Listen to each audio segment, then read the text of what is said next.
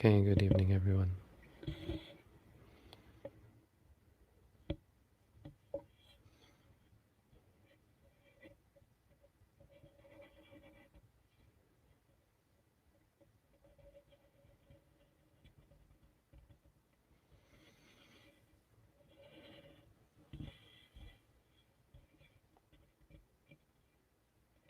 We practice meditation,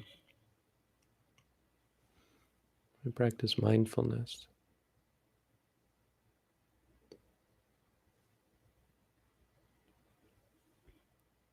We practice with the purpose, for the purpose of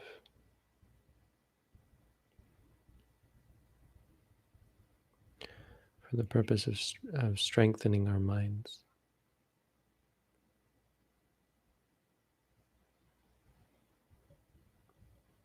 We don't practice to escape or to change, not to change our experiences anyway. You don't come here thinking, I'll go to the meditation center so I won't have to deal with my real life problems. I hope you don't. I need a vacation, I'll go and stay in a room in a basement somewhere.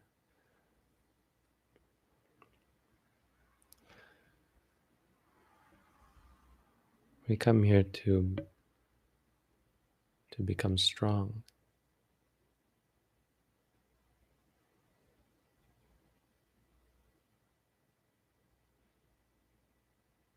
It's important that we understand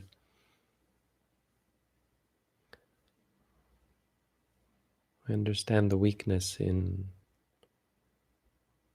defilement and the weakness in evil.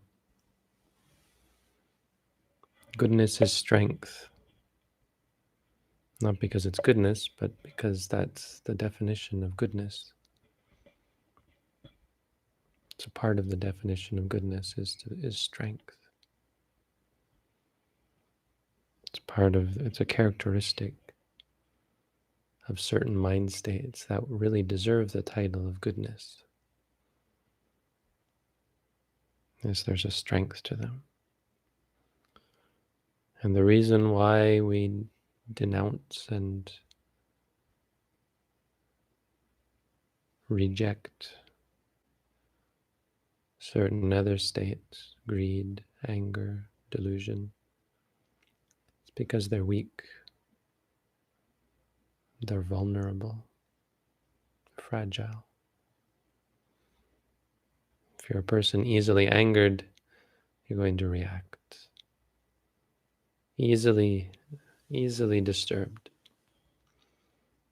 What's wrong with anger? Well, we say anger is evil. What's really evil about it? The worst thing about anger is you poke someone who's angry and they're disturbed, they suffer. Or greed. If you like things, if you want things, you're vulnerable, you're weak, easily manipulated. How do you manipulate someone? Well, there are different ways, but one of the easiest ways is take advantage of their addictions, their likes, their dislikes. It's much harder to manipulate someone who has no likes or dislikes, who is not moved. This is what the Buddha said. He said, Puttasa loka dhammihi cittang yasana kampati.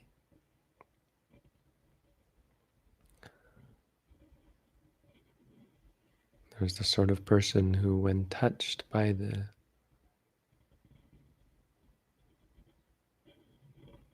loka dhamma, the ways of the world, cittang yasana kampati, their mind, the mind of such a person, the mind of a person who is not shaken, not kampati. Kampati is like this, you waver, no.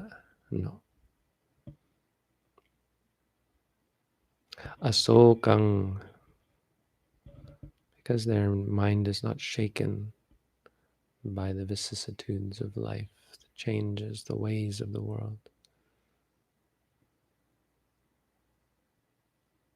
They're un un what's the word? Unsad, unmournful,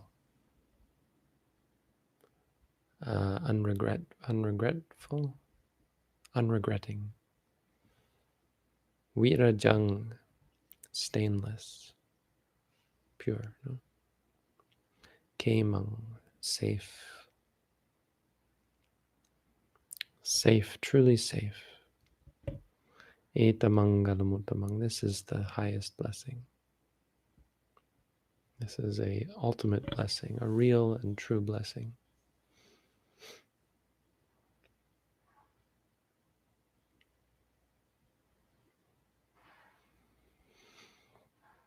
So I thought it would be useful for us to talk a little bit about, I think I've talked about these before, but about the lokadam, the things in the world that disturb us, that cause us to waver, in our minds, cause us to become upset. What are they?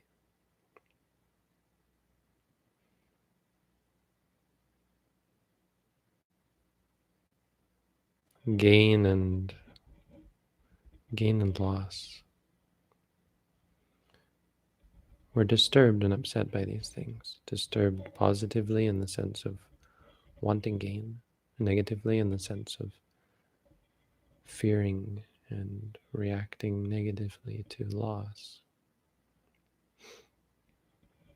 So much of what we do in the world is for gain, to get this, get that, get money. Money is really just a placeholder, isn't it? I mean, money is not a good in and of itself. I argued with my philosophy professor about this last year. He was saying money isn't the people, because I think it was, who was it? Aristotle says something about people who are who crave after money, who see money as the ultimate good. And I said, well, isn't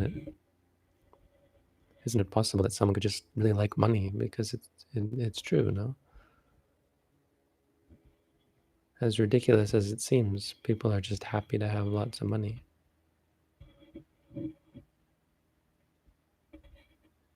I mean, if you think about it logically, well, it is just paper. But we get very proud.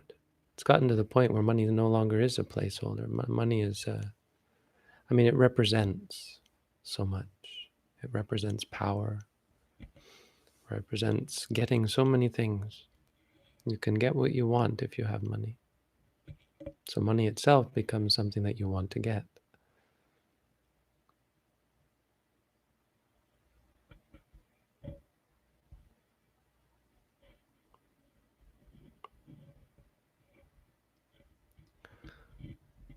Wanting to get possessions, a car, a house, so many things.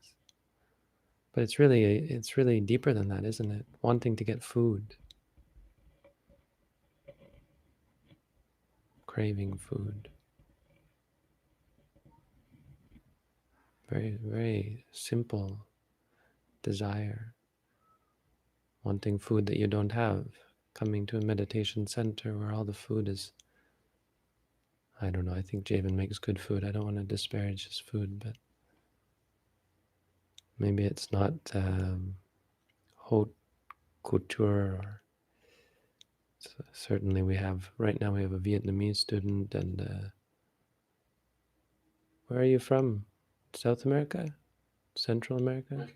Mexico. A Mexican student. We don't have any Mexican food, I don't think.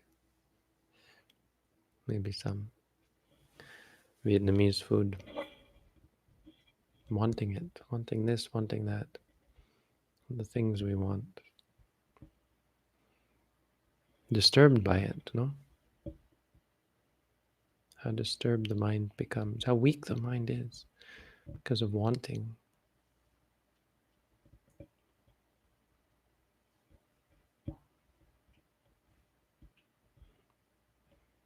becomes an obsession where you think as soon as I get it, I'll be happy, right?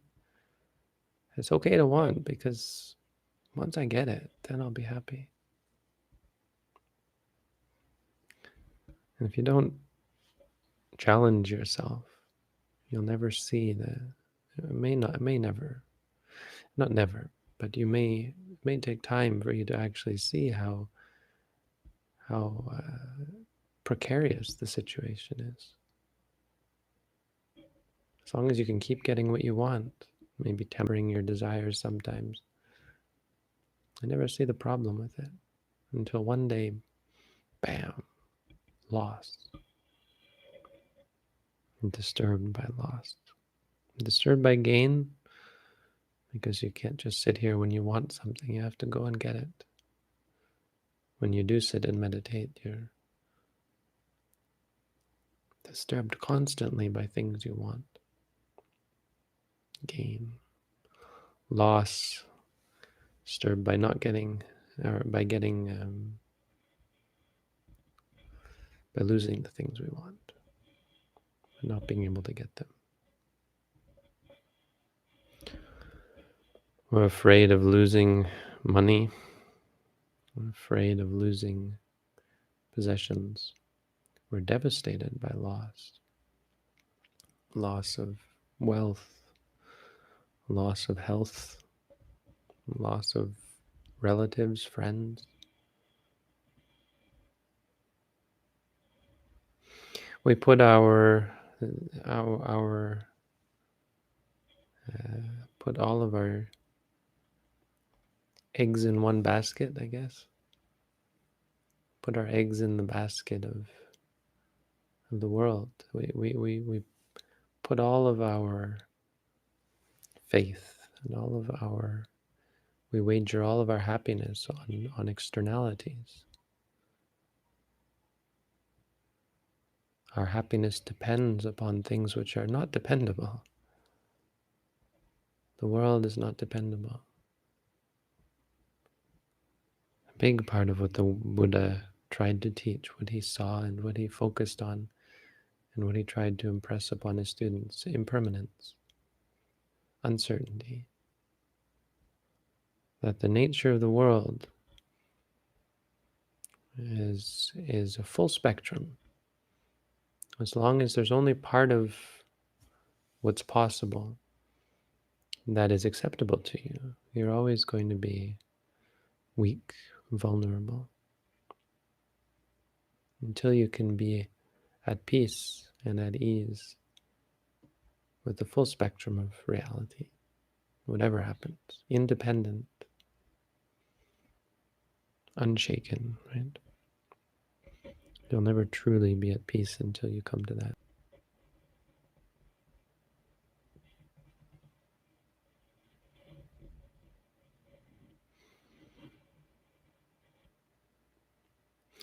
Those are the first two Lokadhammas. The second one is, at one extreme we have fame. At the other one we have, what's the opposite of fame? It's something about,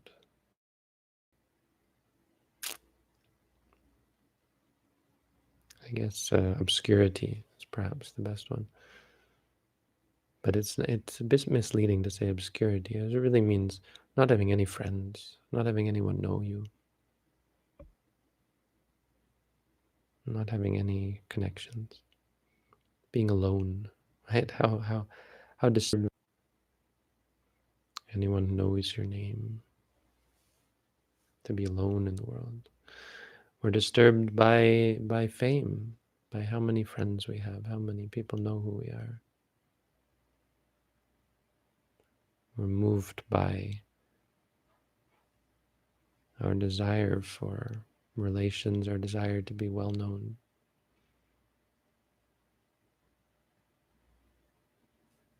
Our desire to be famous. On many levels, it refers simply to having friends, having associates and people surrounding you. It can be quite disturbing to people when they don't have any friends or when no one knows them, knows who they are. Being a stranger in a strange land when you travel to another country and really just feeling alone. If you've been surrounded by people who you know, you never realize this until you go to another country and realize, I'm all alone. I don't have anyone here.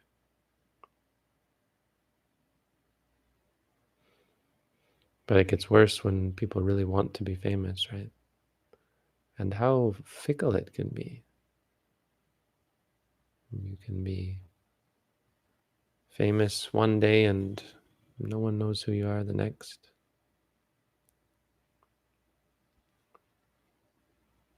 But the most devastating, I think, is feeling friendless, feeling like you have no one to support you, no one who cares. I think we feel this acutely as meditators.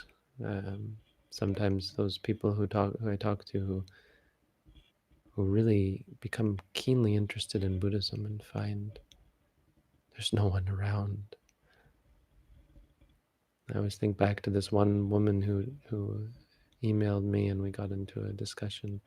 She was living in a house and they literally wouldn't let her meditate. It's evil, is satanic, and so on. I don't think that's a unique situation. Being alone in the practice of the Dhamma can be quite disturbing. It shouldn't be. I mean, these shouldn't be. The problem isn't the experiences, you see. Gain and loss are not the problem. The problem is being disturbed by them, having lots of friends, being alone. You practice meditation for a while and you'll just be perfectly at ease and prefer, for the most part, to be alone, which is quite amazing, really. I think it's quite a surprise for people who just needed to be around others and needed this support and connection to just feel incredibly comfortable just being alone.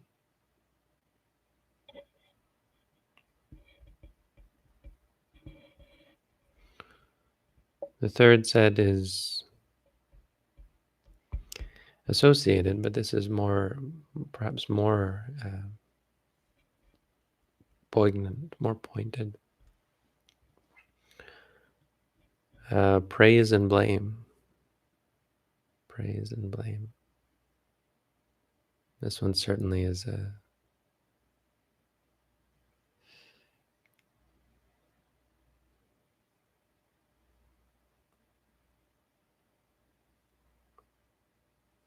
it's a cause for great disturbance. We talk about wavering, how people are disturbed, how we are disturbed by praise and blame. That's a good one, it's a good one to talk about because it's a good way to test yourself when you're praised and when you're blamed. It's always been quite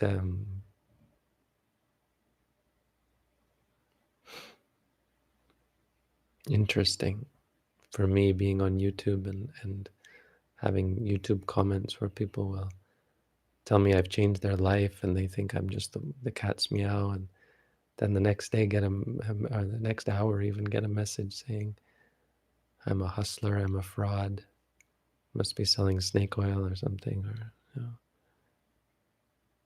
many different kinds of opinion. But that's nothing really. I mean, I don't have to deal with half the things that people out there do. Daily, people can be confronted by other people telling them, you're useless, you're ugly, you're dumb, you're hopeless. And not in the good way that we talked about, in the bad way. You're a loser, you're a bum. I had someone came recently and told me that her daughter was told she was brown. She shouldn't show her legs. She shouldn't wear shorts because people would be turned off by her brown skin. Apparently that actually happens still in this world.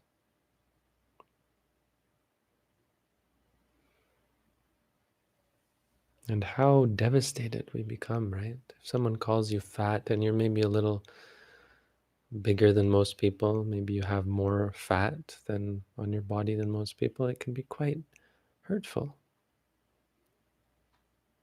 There's this big movement now, people getting very angry at how sensitive people are. And this is an interesting discussion. I mean, there's truth to it. The fact that we are oversensitive. If you feel, or no, if you identify, not feel, sorry, if you identify as say a female, and people call you he because, well, you happen to have Y chromosomes, um, you get very, very upset by that. And they would say, well, stop being such a snowflake. This is the word they use. Snowflake meaning, anyway, I don't want to get into it, but it becomes quite violent, and these people can be quite vitriolic and hurtful. But there is a point there that sensitivity is you've only got yourself to blame if you're sensitive. I mean, again, trying to get everyone to say the right thing, use the right words. Black people are going to be called horrible things. This word that no one wants to say, right? You're going to have that. Mexican people, Asian people, we're all called. I get called white. I don't know that's not nearly as harmful as hurtful, but people certainly mean it in a derogatory sense. They mean it in a harmful sense. You can't be a real Buddhist because you're white. When I was arrested in, no, not when I was arrested, the police, before I was arrested and after as well, the police in California were constantly on me. And one Hispanic man said to me, he said, if you had Asian skin, if you looked Asian, they wouldn't bother you.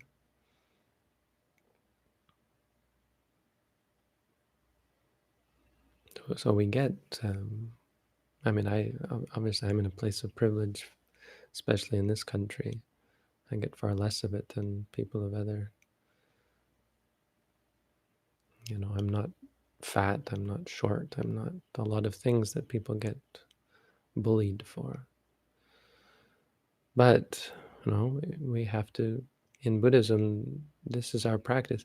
What I mean to say is that it's all wrong, of course.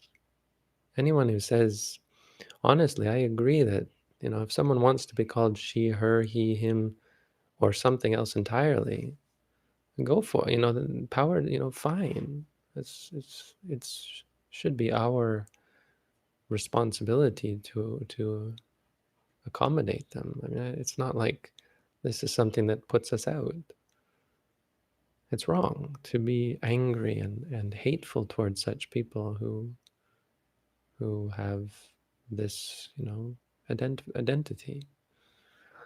But, whatever side of the fence of that debate you fall on, wherever you fall, in the end we only have ourselves to blame, because we can't control other people. And we're vulnerable, we're sensitive, we're weak.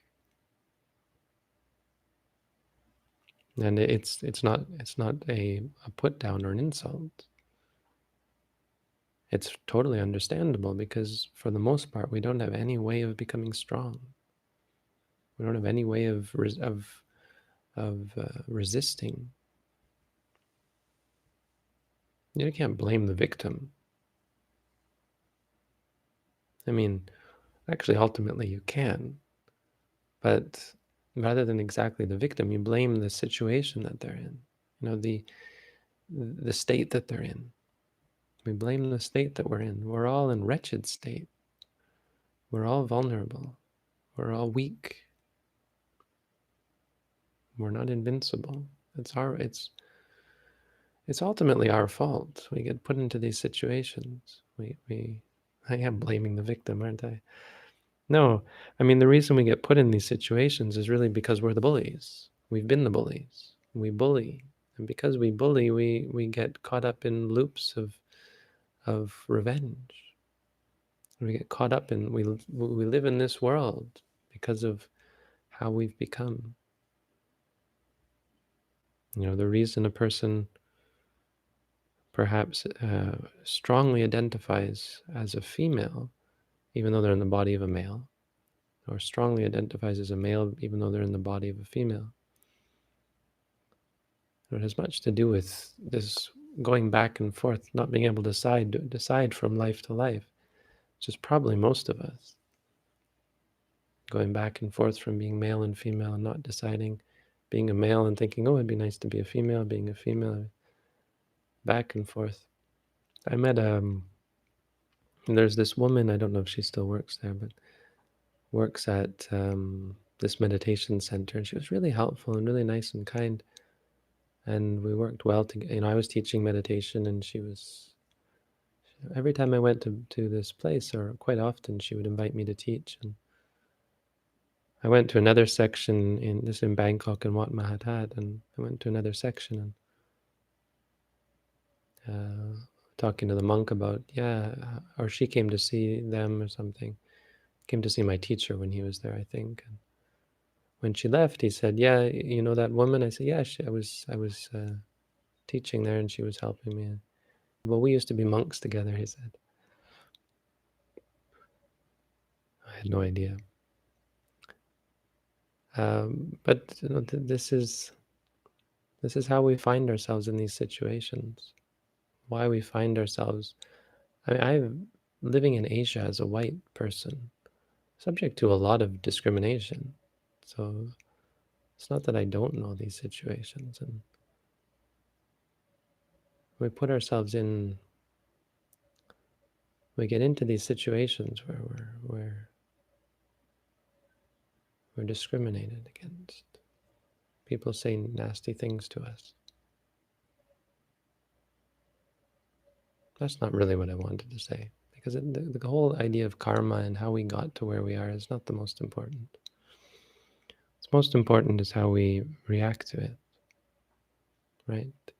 So the strength, it's a good example. It's a good thing to bring this up, because strength and invulnerability doesn't come from changing your karma. Just really the takeaway from that should just be that there should be no doubt or no confusion about why we're in the situation we're in. But the answer isn't to change it. So the answer is not to say, okay, well, if I'm really nice to people and really humble and really patient and so on, everyone will be nice to me. And that's the answer, right? Praise. I'll just get praise. I'll do whatever I can to just be praised. It's a very dangerous road, right? If you're constantly seeking praise, that's even worse. And at the worst, of course, it sets you up for disappointment. People don't praise you. Even you don't get blamed for anything or insulted. Just not have you craving the praise.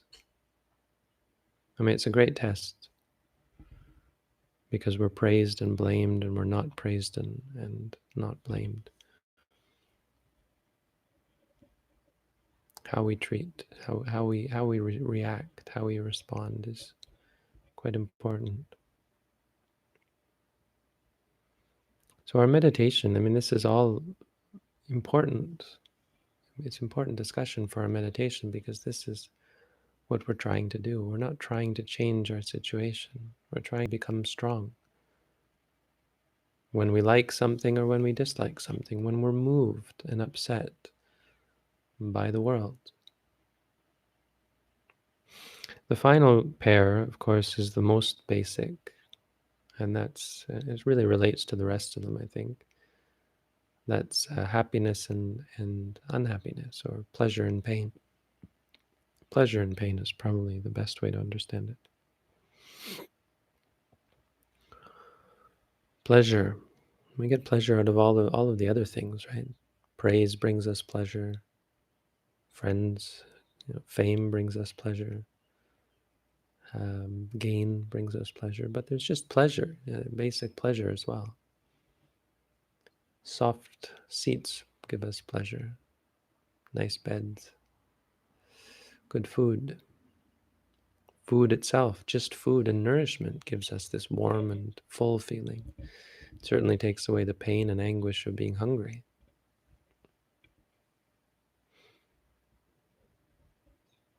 Pleasure seekers.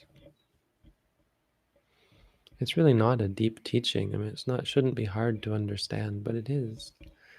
It is because we're taught something quite different.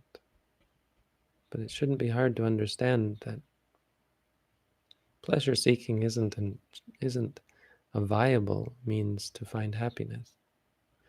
Always getting what you want is not something anyone ever recommends, right?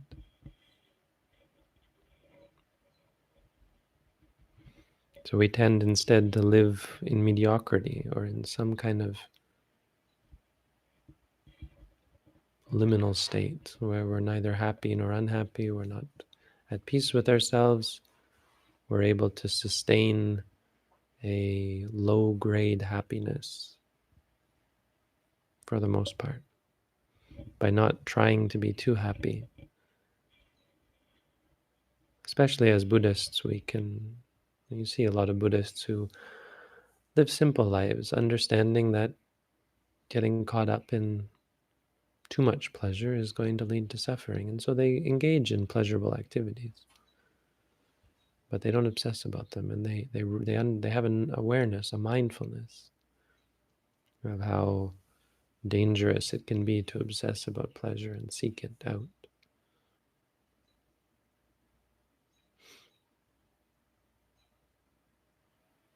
But they're still vulnerable. We're still vulnerable. It's a sort of a pleasure, and I'll bear with some pain. It's not really a solution, though. It's not strong. It's still weak. You're still moved by pleasure and pain. Most of us are like this. Most of us are not addicts in the strong sense of the word. But we're still moved by pain. We don't like it. We're weak. We're susceptible to pain and pleasure as well. Hey, who doesn't want to feel pleasure, right? Weakness. This is weakness. Well, it literally is. It's not not trying to be um, strict or mean about it, but it literally, in a literal sense, is weakness. That's the point. That it would be stronger, we would be much stronger if we were at peace with pleasure and pain, unmoved by it. That when pleasure pain came, it was just another experience. When pain comes, it's just another experience. When our happiness, our peace, our tranquility, our stability of mind, it's not dependent. It's not influenced by our experiences. It's the only way, because experiences are unpredictable. You can predict and you can control for short periods, but not forever. It's not a solution. So this should help to understand a little clearer about why we're doing what we're doing. Why are we sitting, repeating to ourselves, rising, falling? I think we overlook how powerful just that noting to yourself the stomach rising and falling can be. It's an exercise in strength, in invincibility, where you experience something without reacting to it, without judging it, without any kind of labels or value judgment of good or bad. You want to be at peace, you want to be safe, invincible, strong. This is the way to go. Learn how to see things as they are, how to live your life, how to be alive and not be bogged down by judging everything, moment after moment after moment. judge everything. So the Loka Dhammas are always something useful to go over, and the general teaching of the weakness, how they are a test for us. They test us constantly, and you can judge and you can measure your strength against these things, against the vicissitudes of life. You want to know what it means to be enlightened? How enlightened am I? I am as enlightened as I can withstand the vicissitudes of life without being moved by them, without being upset for or against them. So that's the Dhamma for tonight. Thank you all for tuning in. Have a good night.